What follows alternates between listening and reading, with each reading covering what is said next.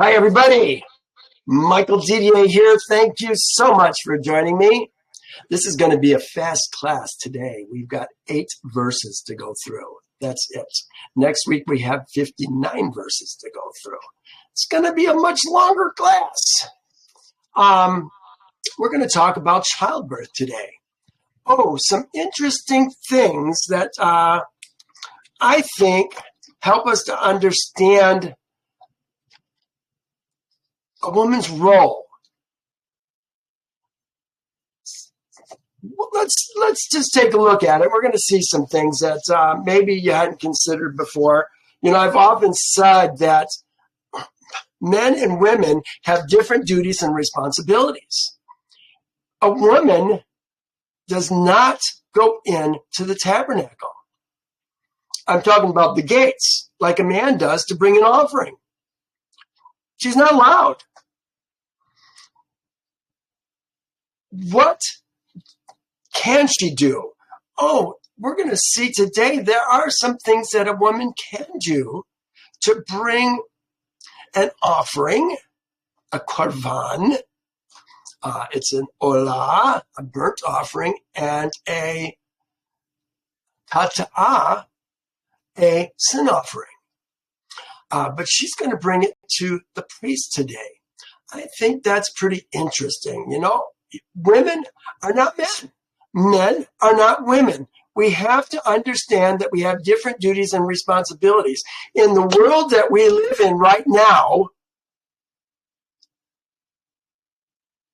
women live as men. They go to war. They kill animals. They hunt. They are ruling over men. You got a corporation led by a woman who got a bunch of men underneath her. Is that Yehovah's plan? When Israel went into, what shall I say? Israel ebbs and flows. Sometimes they follow Yehovah. They do a really good job. And sometimes they don't. And this is not Israel. This is the world, of course. I'm not talking about Israel. Israel is lost in the world right now. Hardly anybody knows who true Israel is. They confuse Israel with those people in the land. And there's some good people there. But there's some really awful people there too.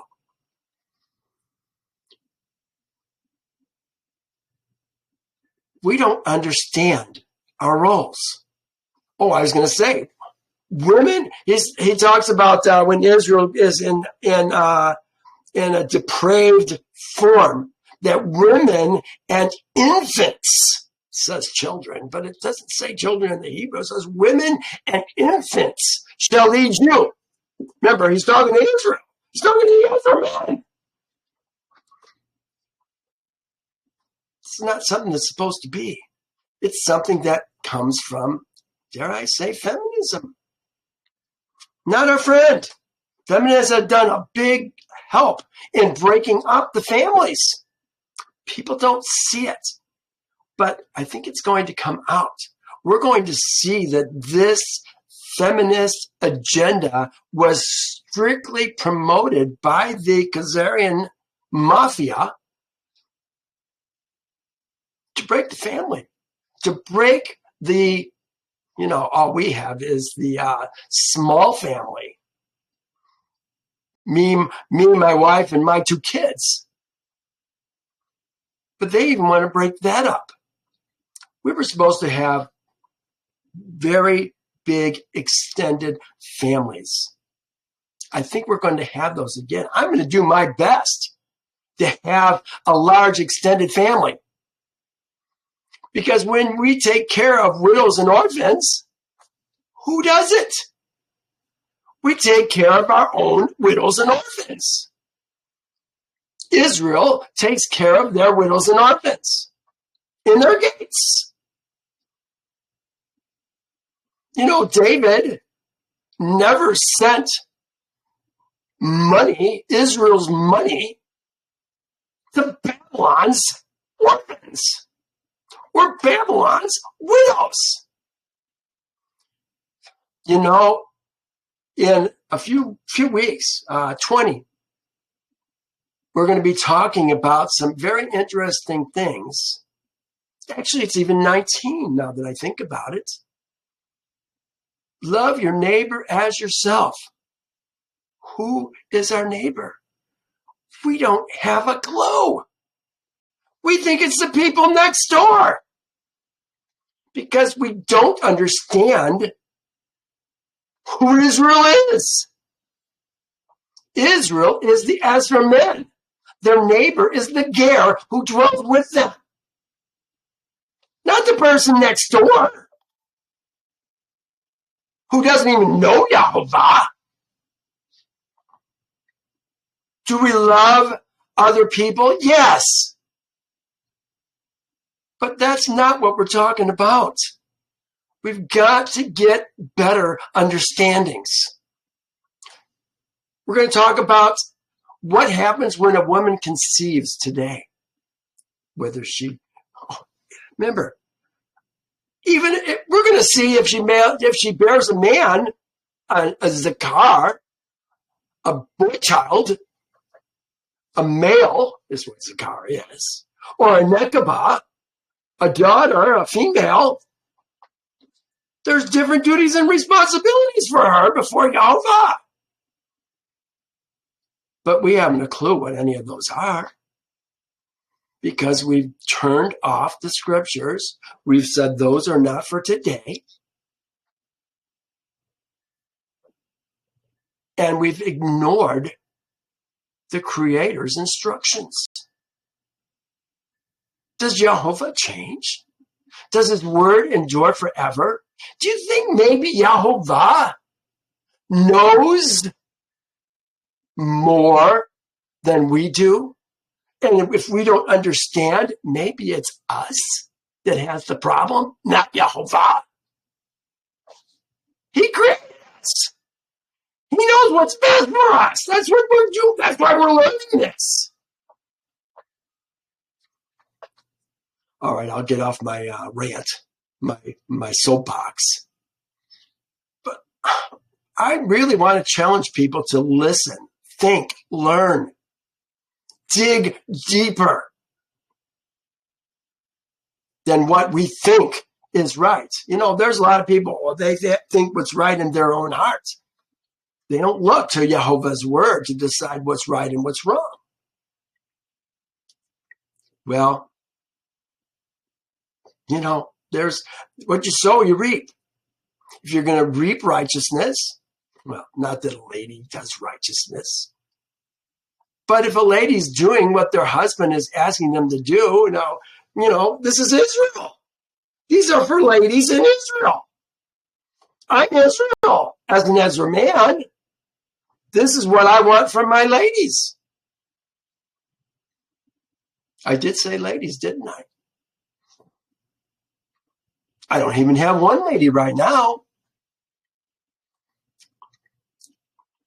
Well, let's get started. I'm sorry. Then Yehovah spoke to Moses, saying, speak to, who's he going to speak to? Israel's seed.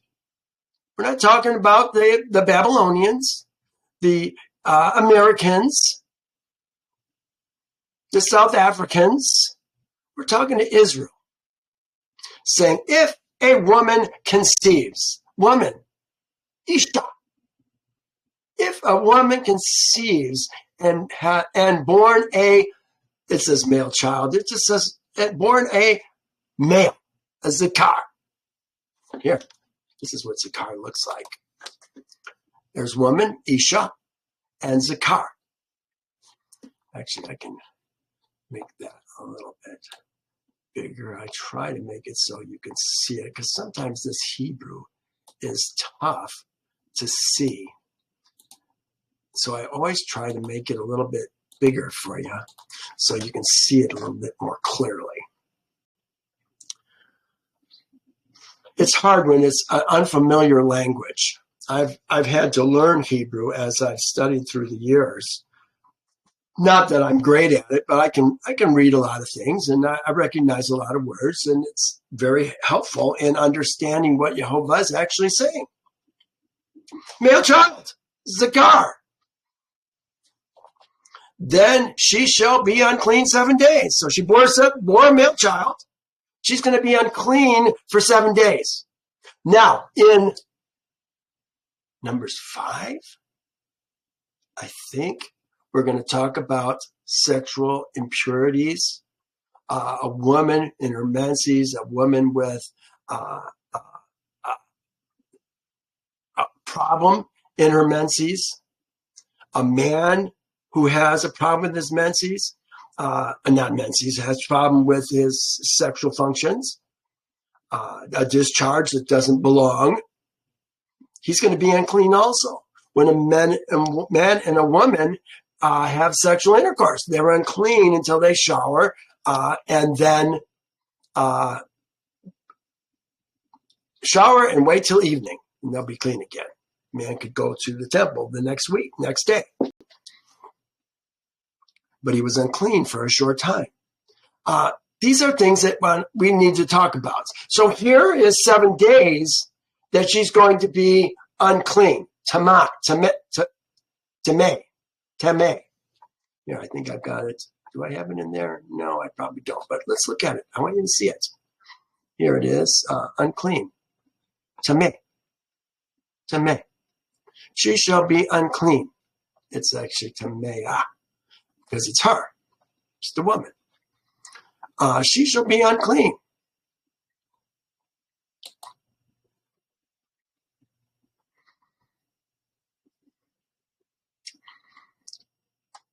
It says, on the 8th day, the flesh of his foreskin, talking about the Zakar's foreskin, shall be circumcised. Our sons are supposed to be circumcised on the 8th day. I was circumcised, I think, on the 8th day. I know my sons were circumcised on the 8th day. You know, it's getting harder and harder in this world. Of course, we're going into a new world now, aren't we? But in the world that we are leaving, they are trying to keep us away from doing the things that Yehovah wants us to do. Example, you read books, you watch movies. They are constantly throwing bacon for breakfast, sausage for breakfast, ham for dinner, lobster, crab, oysters. They're always throwing it in your face and promoting those foods.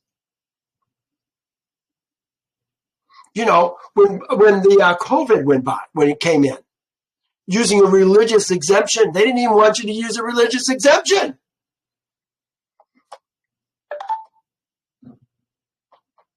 Folks, you got to open up your eyes and realize that you got to stand up for yourself. And if you're going to follow Yehovah, follow Yehovah. Leave the kingdom of your birth. Become a ger. All right, there I go again.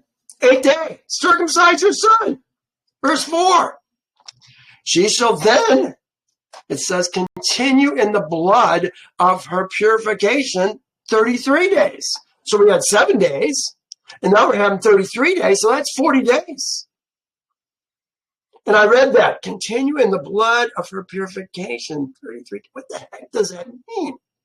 Well, keep reading and you'll find out. Look what it says.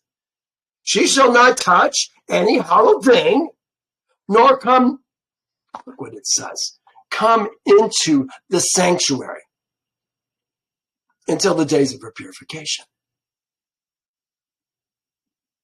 Does a woman go into the sanctuary? We just talked about it. Well, what does it actually say? Look at this. It says, near. She shall not come near the sanctuary. The sanctuary, the court that we're talking about is this word right here. The Mikdash, the consecrated place. especially the palace, the sanctuary.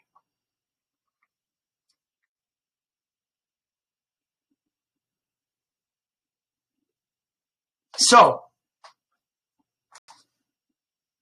what is a hallowed thing? She shall not touch any hallowed thing. Okay? If her man were to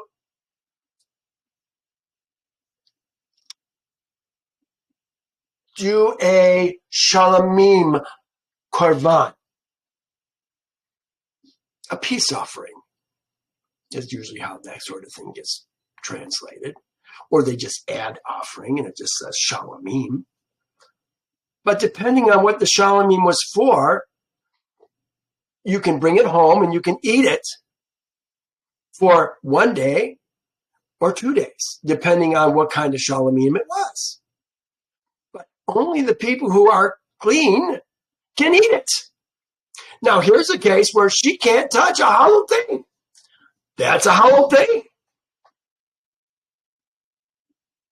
Then it says, nor come near the mikdash, the sanctuary, until the days of purification are fulfilled. Why? Because you don't want to take a chance on getting, dare I say, other people unclean. Is that what it would be about? I don't think she's not unclean.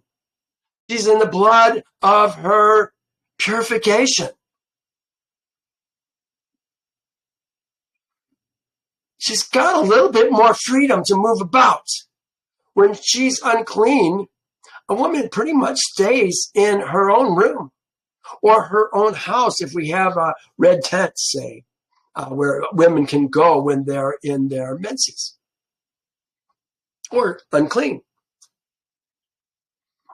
A woman with a baby could go to there for those 7 days, be nursing her baby. She's going to get some rest. This is not a penalty.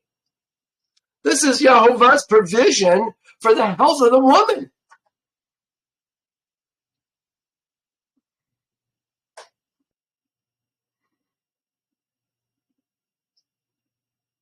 Does not Yehovah know best? I believe he does. Now it says, but, well, here, let me read this. 40 days altogether. Here it is. This is not a penalty. It's a rest for a woman whose body has undergone great stress. It is an opportunity to spend time with her new son or daughter and strengthen her body. This is one of the blessings behind having multiple wives. Why? Well, one is separated from the family. The others can pick up the slack. Oh, Michael, you're talking about multiple wives? No, I'm talking about multiple women. Wives is a piece of law. We just don't know the difference. What is the difference between polygamy and polygyny? See, we don't know. I write about it. Do the research. It's in my blog. Look it up. We don't know the difference.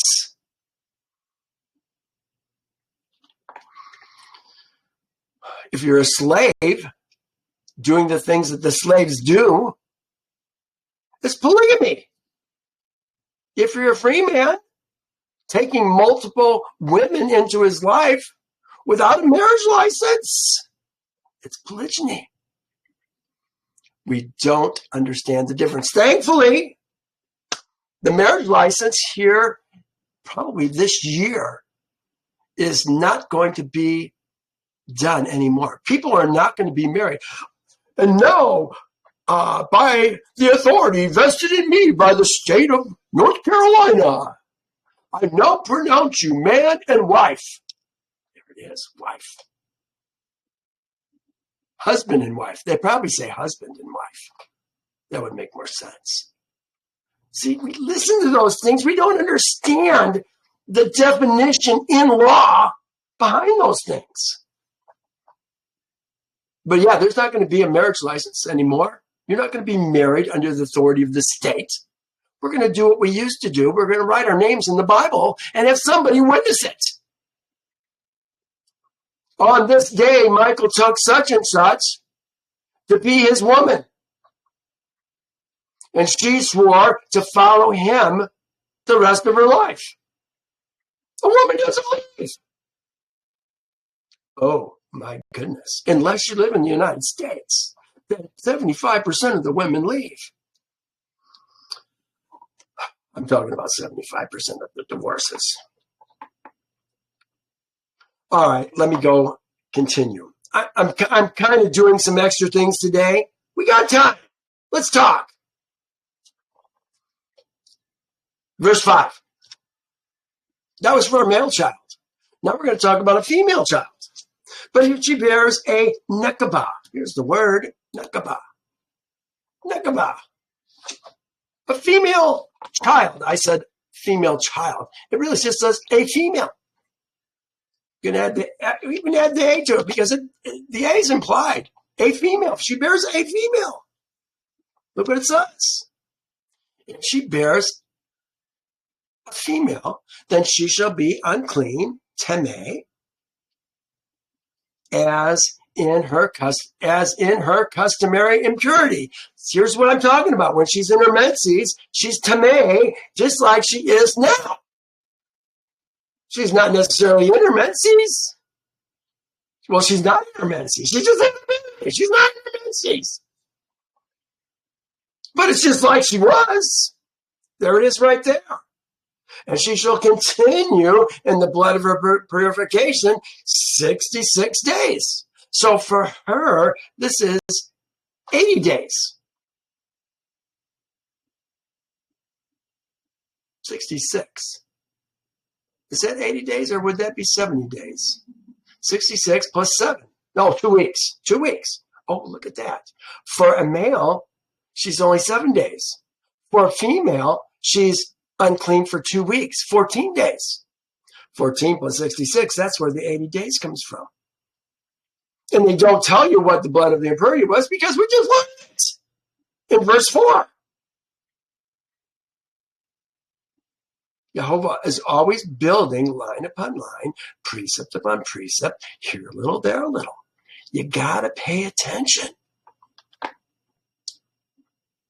It says, when the days of her purification are fulfilled, whether for a son, a zakar, or for a nekabah. No, this is a ben, or a ben, or a bet.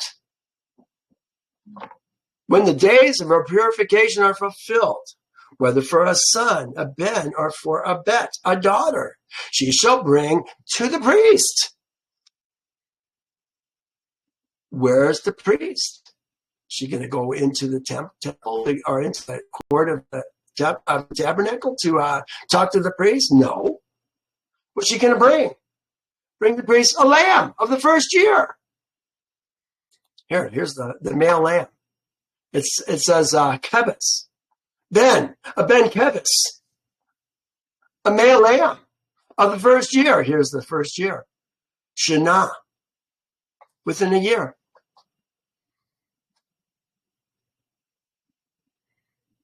As an olah, a burnt offering. They put offering, it's not there, it just says as an olah. As a burnt. It's that which is going to be thrown on the fire and burned up. It's going to be skinned. They're going to take it apart. The skin is going to go to the priest. The organs and everything is going to be burned up on the fire. A sweet aroma to Yehovah. Isn't that interesting that a woman brings to the priests, but the priest is going to do the work? We're going to see that right now. A burnt offering and a young pigeon or a turtle dove as a kata'ah. No offering, just kata'ah. The door of the tabernacle of meeting. Look at that. She's not going in. This is the tent of Moed. You're not going in. Let me show you. Compare.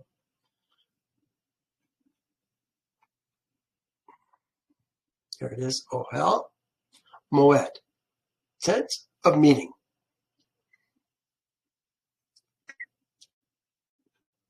She's going to bring it unto the priest there, to the door. She's not going to go in. There's a priest at the door, just for her and people like her, women like her. Sometimes a leper can't go in. He's going to go to the priest that's at the door. The priest is going to look at him. We're going to see next week. He's going to, does the hair turn white on that sore? Has it gotten worse from 1 week to the next? We're going to find out. That's what this priest does. And he helps these ladies bring their offerings to Yehovah so they can get their life going again. Let me go back. 2 young pigeons. So we got a lamb, first year, male lamb, first year, and a young pigeon or a turtle dove as a kata'ah to the door of the tabernacle of meetings. And he, who's he? He's the priest, shall offer it before Yehovah to make a covering. Here's the word covering, kafar, for her. And she shall be clean from the flow of her blood. This is the law. This is the Torah. Here, let's take a look at it. I want you to see. This is the law. This is the Torah. Here it is. Here's the Torah. This is the Torah.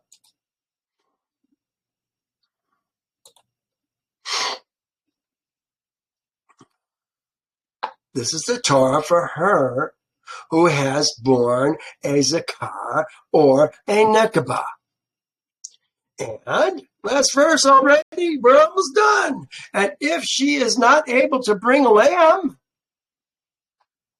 what would prevent her from bringing a lamb, do you think? What if her husband says, honey, I don't want to use a lamb. We only have we have a shortage of lambs right now, babes. I don't want you to bring a lamb. Let's do something different. What do we do? Here's what it is. If she's unable to bring a lamb, maybe she just doesn't even have a lamb. But maybe they do and they can't afford to use it. It's too important to the family right now. There's alternatives. Remember, we're not talking about single women. There are no single women having babies in Israel. It's not happened. A woman always has a covering in Israel. A woman never leaves her man. A woman can't leave her man in Israel. A man can put her out for being disobedient, for doing things that he didn't ask her to do. He just says, what is the word they use for that? If he has found her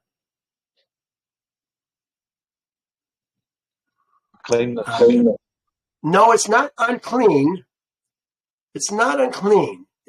Undesirable is more what it is. I think we're here. We're talking about it. Let's just, before we finish, let's go to Deuteronomy. I believe it's Deuteronomy 24. Detests her. If the latter husband detests her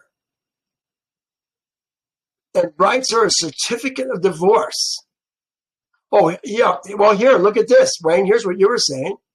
I found when a man takes a woman and baals her, it's not wife, it's not marries, it's a woman and baals her, masters her.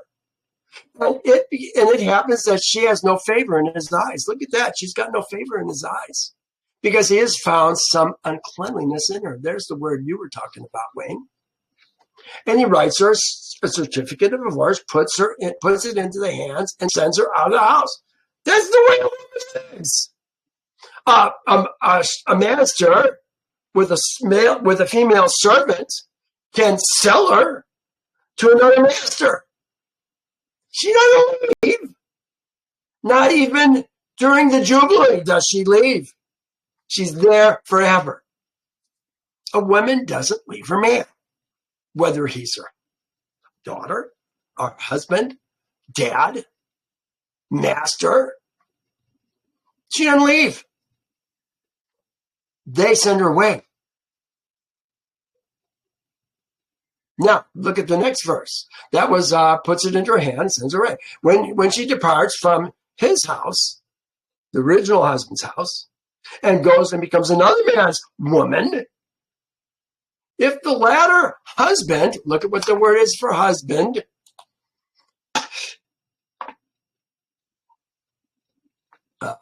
where is it?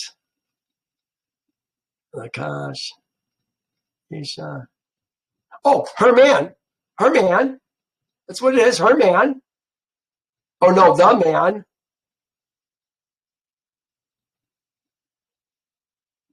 Takes her. Oh, maybe I didn't look at that. Let me, what do I have for husband? The man, late or last. What am I saying here? Late or last. The latter two times. Oh, the second man. The second man is probably what it's saying. Took her to himself. Yeah, it doesn't even say husband. It just says the second man, the latter man.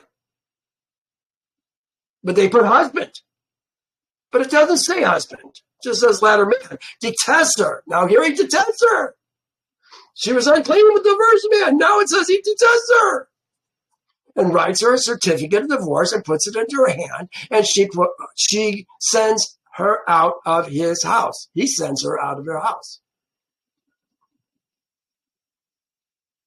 Or if the latter man dies, who took her as his woman, then her former man who divorced her, I don't know what the word is for divorce there. Then the first man, then her Baal, the Rishon, the first, who sent her away, her man, the one who sent her away. So she had a husband, sent her away, got a second one, died or sent her away. Now it's saying her Baal, the first man, who sent her away, must not take her back to himself.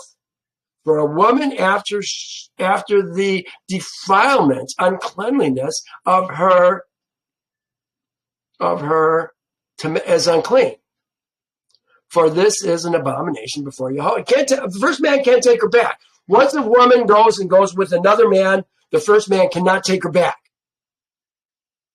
She's been defiled to him. She can go to another man. She can go to a third man, a fourth man. But she's defiled for the ones that she's been to before when she goes to another man. For her man, verse 24, for her man, verse 4, then her man, her husband who divorced her, must not take her back to be his woman. After she has been defiled, there's the word defiled. What is the word? Rishon, maybe? First man? No. Uncleanliness? I guess we don't have that there. After she's been defiled, after her, foul, contamination. See everything before that dash. Do you see the dash there? It says primitive root, to be foul, especially in ceremonial or moral sense, contaminated. Then it has the dash. Everything after the dash has nothing to do with the definition. It's simply how it gets translated. So understand how to read Strong's. Most people don't even know how to read Strong's. Personally, I don't like Strong's. I much rather prefer word study or ancient Hebrew lexicon of the Bible. much better understandings of these words.